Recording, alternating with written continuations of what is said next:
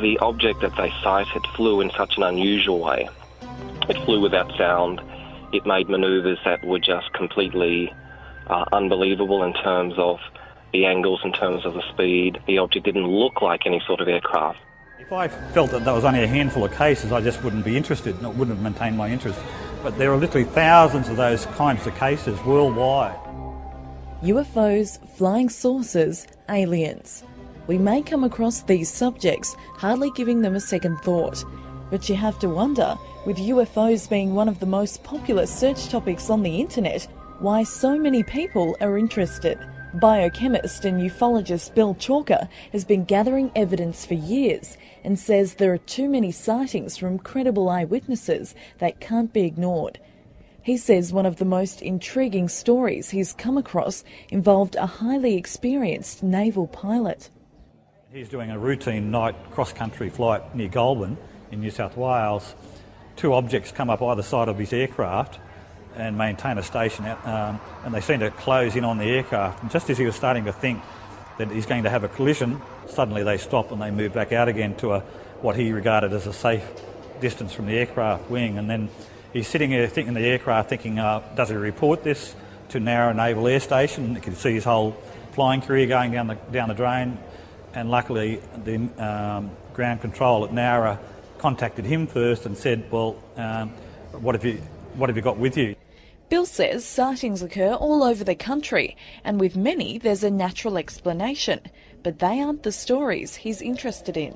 Most people often have a genuine misinterpretation of a light in the sky. That kind of stuff could be Venus, could be any number of things, but what I'm not talking about that. I'm really talking about those cases that are very difficult to explain or cannot be explained based on our current science.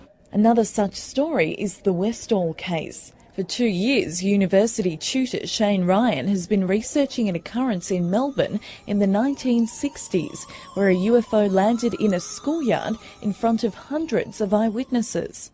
The object was described by people who saw it as a classic flying saucer-shaped object, silver, grey, metallic looking, like a couple of bowls joined together, and flying through the air, low over the school and coming down and without much sound. The witnesses were mainly students at the high school and the adjacent state school, but also some teachers and people who were living and working in the area at the time. And it's not just UFOs that average Australians claim to have seen. Peter Corey says in 1992 he was visited by 2 female aliens, one blonde and one Asian looking, while he slept.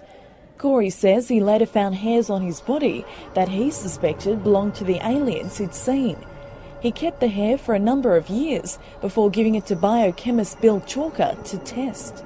When the biochemists came on board and they did the tests, they were blown away because that's exactly what they came away with. The root of the hair had rare Basque Gaelic DNA, which is tall blonde, and the shaft of the hair, the length of the hair, had rare Chinese mitochondrial DNA. So the hair had 2 strands of DNA, which it just can't happen unless there's cloning involved. Your hair, my hair, should have the same DNA right through it.